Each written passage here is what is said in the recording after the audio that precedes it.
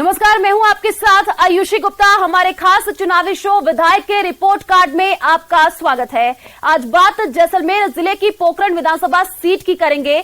कैसा स्थानीय विधायक और मंत्री शाले मोहम्मद का रिपोर्ट कार्ड, 4.5 साल के कार्यकाल में कितने बदले परमाणु नगरी के हालात, विधायक के कामकाज से जनता खुश है या फिर नाराज, जमीनी पड़ताल के साथ तमाम मुद्दों पर करेंगे जनता से सीधी बात। पहले देखिए रिपोर्ट।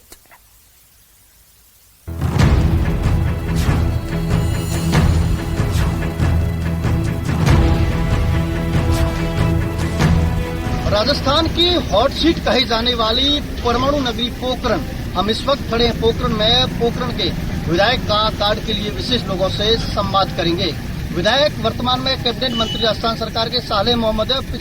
पहले विधानसभा परिसीमन से अनुसार ही पहले विधायक शाले मोहम्मद बनते और वर्तमान में परिसीमन के बाद तीसरे विधायक शाले मोहम्मद बने हैं। विधायक के कामकाज को लेकर काफी हद तक जनता खुश नजर आ रही। जो वादे चुनाव के वक्त किए थे वो उन्होंने काफी हद तक निभाया है।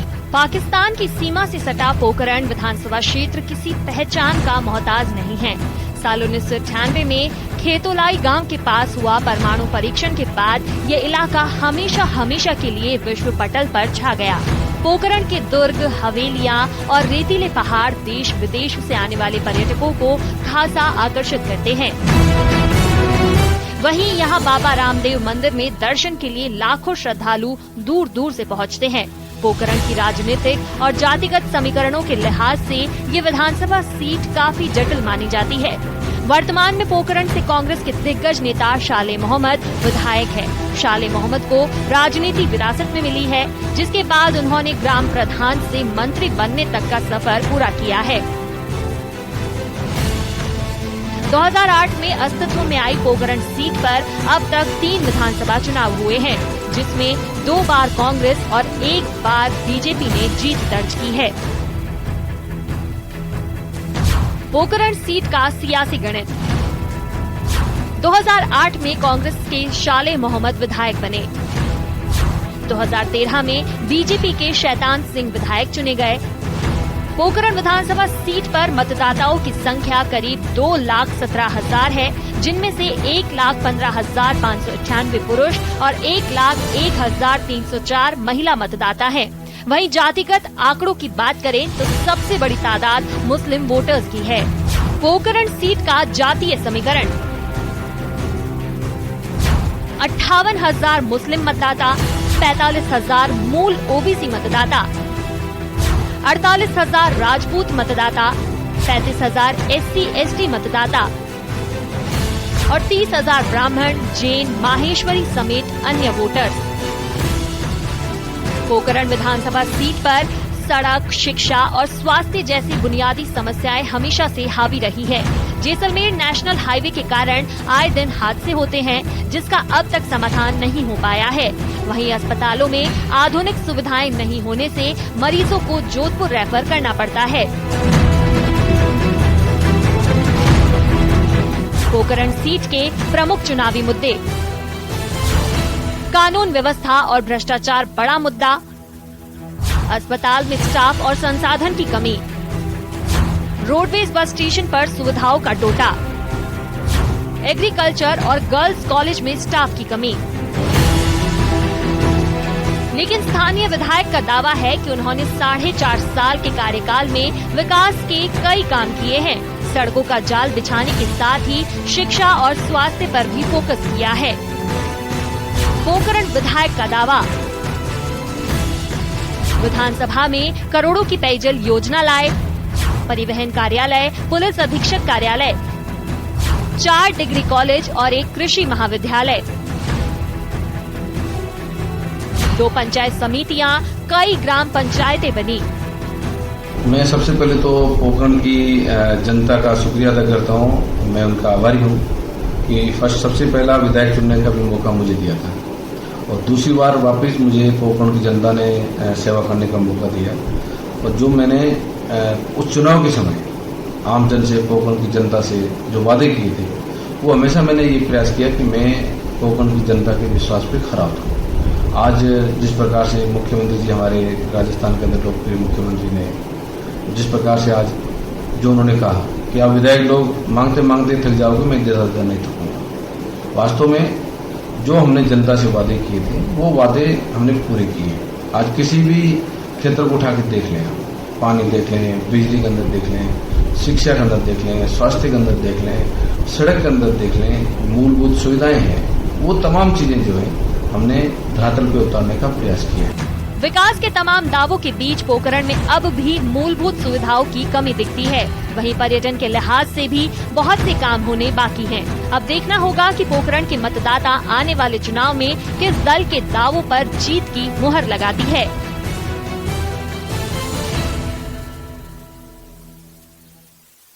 न्यूज 18 राजस्थान के विधायक कार्ड में आपका स्वागत है। मैं हूं सावल रामरत्न। हम इस वक्त पहुंचे हैं पोखरण के जो वर्तमान विधायक है सालेह मोहम्मद है, उनका कार्यकाल खत्म होने जा रहा है और उन्होंने जो वादे किए आम जन से, उन वादों पर कितना खरे उतरे हैं वो लोगों से बात करते हैं, युवाओं से सब बात करते हैं। सर, सालेह मोहम्मद जी ने कितने वादे किए, कितने वादों पर खरे उतरे? 99 वादे किए तो उससे 100% ज्यादा हो गए और ऐसा कोई और नहीं रहा जिससे रोड नंबर नहीं हुई। हर सरकार में पिछले 75 साल से सबसे ज्यादा काम इसी रात काम बाकी नहीं, ऐसा कोई काम नहीं जो बाकी रहा है। आज पोखरण में सबसे लंबे विधानसभा पोखरण ही है और पोखरण में ऐसी कोई गांव नहीं रहा, कोई बड़ी शहर नहीं रहा जिसमें रोड नहीं हुई। हमारे साथ और भी बहुत क्या कहोगे, कितने वादों पे खरे होते? जितने भी वादे किए हैं सालेह जी ने 100% वादों में से 99 पूरे किए हैं। भगवान तो है नहीं जो पूरे 100% वादे पूरे कर सके, बाकी जितने भी वादे थे उसको ज्यादा से ज्यादा पूरा करने का प्रयास किया और सभी वादों पे वो खरे उतरे हैं और जनता आगे उनको वोट करेगी और विकास के नाम पे वोट होगा और वो बिल्कुल जीतेंगे। बिल्कुल। हमारे साथ यहाँ बलवंत सिंह जी, क्या समीकरण है पोखरण विधानसभा का? जो सालेह मोहम्मद जी का कार्यकाल रहा है वो ठीक नहीं है, इसलिए वो मुझे नहीं लगता कि अब की बार वो वापस कर सके। समीकरण को लेकर क्या स्थिति, कौन सा बाहुल्य, क्या किसके पक्ष में आपकी बात है? करीब जाट 10,000 वोट है और राजपूत यहाँ 60,000 है, 65,000 मुस्लिम वोट है, लेकिन स्थिति अब की बार सालेह मोहम्मद जी की खराब है। सर, हमारे साथ शहर के पार्षद है, RS अधिकारी रिटायर्ड है। सर, क्या कहोगे सालेह मोहम्मद जी कार्यकाल किस नजर से देखते हो आप? मैं निर्दलीय हूँ, अभी तक किसी पार्टी से बिलोंग नहीं करता हूँ और मैं सिर्फ और सिर्फ गुण अवगुण के आधार पर बात करता हूँ। जैसलमेर पोखरण विधानसभा जो अभी है 1954-55 में एकमात्र एक तहसील हुआ करती थी और एक उपखंड हुआ करता था। उससे लेकर के आज तक इस परिधि में जितने भी इस अवधि में विधायक वगैरह रहे हैं तो गांव से लगा करके तहसील, उपखंड, विकासखंड, पंचायत समिति, ये सब जितने भी बने सालेह मोहम्मद जी के कार्यकाल में बने हैं और क्योंकि जितने उन्होंने वादे किए थे उस वादों के अलावा भी उन्होंने कई काम हमारे साथ युवा भी मौजूद है। युवाओं से जो वादा किया उस पर कितने खरे उतरे, क्या कहोगे युवाओं से कितना वादा किया, कितने में खरे उतरे? जी सर, सालेह मोहम्मद की विकास के बारे में बात की जाए तो जितनी तारीफ की जाए उतनी कम है। अगर फलोदी क्षेत्र को देखा जाए और पोखरण क्षेत्र में देख दिया जाए तो पोखरण फलोदी से बहुत पीछे फिसड़ चुका है। जैसे स्कूलों में बात की जाए, शिक्षा की बात की जाए, एजुकेशन में बात की जाए, पोखरण में ट्रॉमा सेंटर है, कृषि महाविद्यालय के अंदर अभी जो घोषणा की थी कर दी सर ने, बहुत अच्छा काम हुआ पोखरण में। हमारे साथ और भी मौजूद है, युवा है, इनसे बात करते हैं। सर, कितना वादों पे खरे उतरे मंत्री जी, विधायक? बिल्कुल, ये हम नहीं, आने वाली जनता इस बात का जवाब देगी। आदरणीय मंत्री महोदय को बहुत बड़ा पद मिला था लेकिन वो जितनी घोषणा की उतना नहीं कर पाए। मैं एक कॉलेज इकाई होने के छात्र के नाते आपको बता दूं, एक प्रकार देखा जाए साकड़ा जाऊं, भणियाड़ा जाऊं, रामगढ़ जाऊं, वहाँ सब कॉलेज खोल के रखी है, नातना में कोई स्टाफ नहीं है। और जहाँ बात की जाए सड़कों की, बिल्कुल जो सड़कें एक कुछ दिनों में बना दी, आज सड़कें बारिश में टूटनी पड़ी है। भाजपा के प्रति रहेगा क्योंकि कांग्रेस गवर्नमेंट में बहुत सारी पोखरण पहली विधानसभा जाति चोरियां हुई है और उसमें इनका हाथ रहा है और बड़ी विफलताएं देख के तो 2017 के अंदर हमारे पोखरण कॉलेज में 22 लेक्चरर थे और वर्तमान में देखे तो 4 लेक्चरर, सारे के सारे डेपुटेशन पे चले गए, नहीं कोई वापस भर्ती भरी और उसी के बहाने यहाँ से स्टूडेंट जाके जोधपुर जा रहे, बाहर जा रहे। शहर में कानून व्यवस्था को लेकर विशेष बात करते हैं। कानून व्यवस्था की क्या स्थिति है? कानून व्यवस्था राजस्थान के अंदर पहली विधानसभा है जहां पूर्ण रूप से कानून व्यवस्था बिगड़ी हुई है। यहाँ राजस्थान से पहली विधानसभा है, यहाँ पे ज्यादा से ज्यादा यहाँ चोरियां हुई है, लमसम 500 चोरियां हुई, जिसमें 300 चोरियां FIR दर्ज की गई और 200 ऐसी चोरियां जिनकी FIR दर्ज नहीं की। कानून व्यवस्था यहाँ बिगड़ी हुई है। हमारे साथ और भी युवा है, इनसे बात करने की कोशिश करते हैं। क्या सर, साले मोदी के कार्यकाल से कितने संतुष्ट हो, कितना वादे पे खड़े होते हैं? बिल्कुल भी वो वादे पे खड़े नहीं उतरे हैं। इस पोकरण विधानसभा के अंदर देखो, एक विकास अपनी जगह पे है, परंतु लोग यहाँ पे बिल्कुल भी अपने को सेफ नहीं समझ रहे हैं, क्योंकि बीच में आप देख रहे थे कभी मर्डर हो जाता, कभी आदमी खत्म कर देते हैं, चोरियां इतनी बढ़ चुकी है कि पोकरण के अंदर बुरे हाल कर दिए, व्यापारी लूटे जा रहे हैं। आम आदमी पोकरण के अंदर मतलब जो रह रहा है वो बहुत, उसकी परेशानी बहुत ही निंदनीय है। पानी की व्यवस्था तो बिल्कुल भी नहीं है और बिजली की तो बिल्कुल भी नहीं है। सर, आप व्यापारी हो और एक कांग्रेस नेता भी हो, समाज सेवी, क्या कहोगे साले मोदी के कार्यकाल किस नजर से आप देखते हैं? साले मोदी का कार्यकाल बहुत अच्छा रहा है। सबसे जो बड़ी समस्या थी पानी, घर घर नल कनेक्शन वाला गटर, उसमें साले मोदी ने बहुत अच्छा काम किया है। जो गांव के अंदर भी काम चल रहा है, और जो सड़कों का काम हुआ है, बाहर गांव में बहुत पतली पतली सड़कें थी, सिंगल रोडें थी, टूटी हुई थी। यहाँ से साकड़ा जाओ, पोकरण से बनियाना जाओ, सड़कों का बहुत अच्छा काम हुआ है।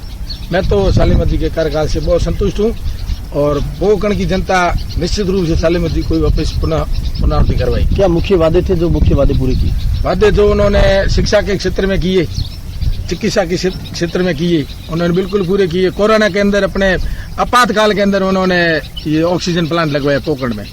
इससे बड़ी उपलब्धि क्या होती है एक विधायक की? पोकरण के लिए मुख्य मांग जिला बनाने की है, क्योंकि पोकरण से छोटा दूदू भी जिला बन चुका है, जिसमें एक विधानसभा क्षेत्र है और सलूंगर में एक विधानसभा क्षेत्र है। तो इस पोकरण को जिला बनाने के लिए साले मोहम्मद जरूरी है। तो दूसरे वालों को तो हमने सभी को देखा, जो एक पंचायत नहीं बना सके, एक वार्ड नहीं बना सके, एक तहसील नहीं बना सके, वो जिला तो क्या बनाएंगे? और इस आदमी ने कितने तो राजस्व ग्राम बनाए, कितनी तहसीलें बनाई, कितने उपखंड बनाए। तो इससे ये आशा बनती है कि आने वाले समय में जिला बनाएंगे, और हम लोग तो इन जिले की आशा के साथ ही इनके साथ रहेंगे। इनको अगर टिकट मिलता है इनके साथ रहेंगे, नहीं तो हम किसी के साथ नहीं रहेंगे। हमारे साथ और युवा मौजूद हैं, इनसे बात करते हैं। सर, क्या कहोगे साले मोदी के कार्यकाल को किस नजरिए से आप देखते हैं? साले मोदी का कार्यकाल सिर्फ कागजों के अंदर ही पूरा हो गया है, ठीक है। बाकी लोग कहते हैं साले मोदी का जो कार्यालय है, कोई प्रकार का विकास है ही नहीं। पोकरण के अंदर ये 2-3 साल के अंदर इतनी चोरियां बढ़ रही है, हद से बाहर, ठीक है। और जो चोरी हो जाती है उनका 1 महीने पहले खुलासा हो जाता है, और मंत्री जी के भाई ये फोन करके कहते हैं इनका आपस में सेटलमेंट कर दे। और जिस बंदे का घर से माल चोरी हो जाता है, उस चीज का क्या सेटलमेंट करे? पोकरण की जनता अब समझ चुकी है, अब वापस बीजेपी की सरकार बनेगी और फूल खिलेगा। इसे निश्चित रूप से बीजेपी की सरकार बनेगी इस साल। हमारे साथ जो विधायक कार्ड में लोगों से संवाद किया, मिला जुला असर देखा। कैबिनेट मंत्री ने जो विशेष जो सौगातें दी है, उसको लेकर तारीफ भी, और विपक्ष के लोग, कई आम लोग भी इनके कार्य को लेकर संतुष्ट नजर नहीं आ रहे हैं। कैमरामैन अमित वैष्णव के साथ सावलदान रखू, न्यूज 18 राजस्थान, जैसलमेर। जब मैं पहली बार पोकरण का विधायक बना था, उस समय जब एक कॉन्स्टिट्यूंसी थी, उस समय विकास की बहुत बड़ी कमी थी।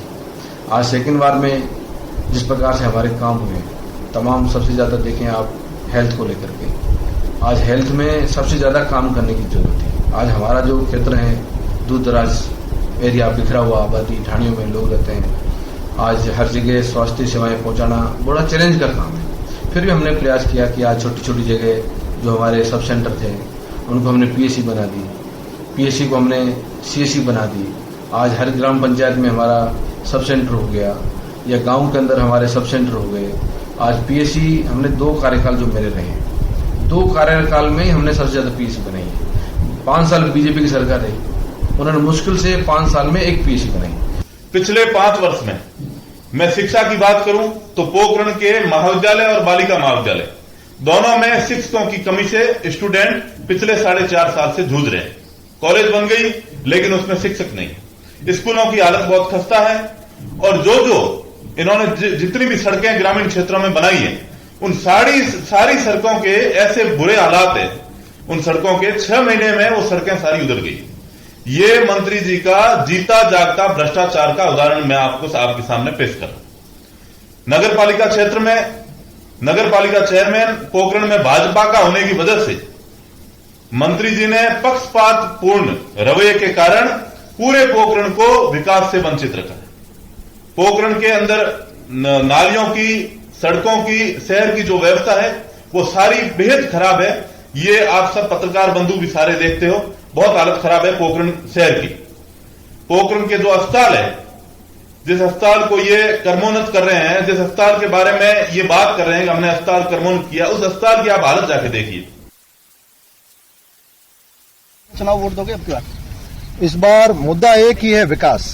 और पिछले 4.5 साल में जितना पोखरण विधानसभा का विकास हुआ है, चाहे शिक्षा का क्षेत्र हो, चाहे चिकित्सा का क्षेत्र हो, चाहे परिवहन का क्षेत्र हो, किसी भी क्षेत्र में उठा के देख लीजिए, जो इंफ्रास्ट्रक्चर मजबूत होना चाहिए, चाहे ट्रोमा सेंटर हो, RJ 55 हो, 1100 किलोमीटर सड़कें हो, कॉलेजेस हो, स्कूल हो, तमाम क्षेत्रों में यहाँ के वर्तमान विधायक और कैबिनेट मंत्री सालेम मोहम्मद जी ने जितना विकास किया है जनता का, उस हिसाब से विकास को मद्देनजर रखते हुए इस बार जनता वापस उन्हीं को वोट करेगी। और मैं अगर बात करूं राज्य सरकार की योजनाओं की, तो जो चिरंजीवी जैसी योजनाएं हैं, जो कि एक तरह से राजस्थान की जनता के लिए वरदान है और वरदान साबित हुई है।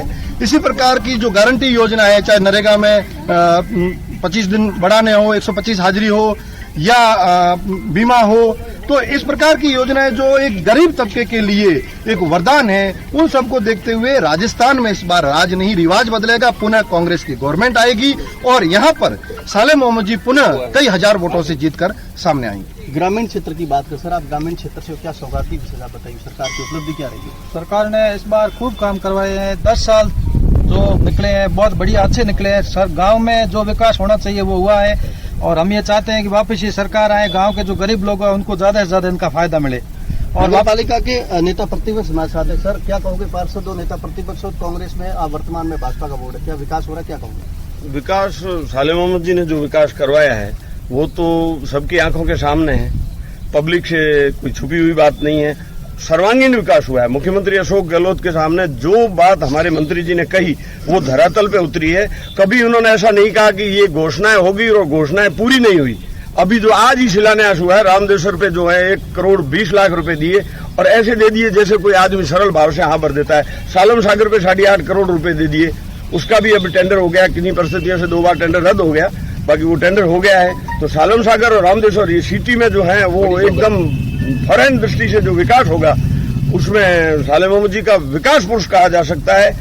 और आने वाला कल भविष्य ये पब्लिक है, सब जानती है कि विकास कहाँ कितना हुआ है। और पूर्व में भाजपा सरकार थी तो उन्होंने उस काल में क्या किया पूछ के देख लेना, उनके काल में 5 साल का एक भी नाम बताए। हम तो नाम गिनाने शुरू कर देंगे तो 100 से पार हो जाएंगे।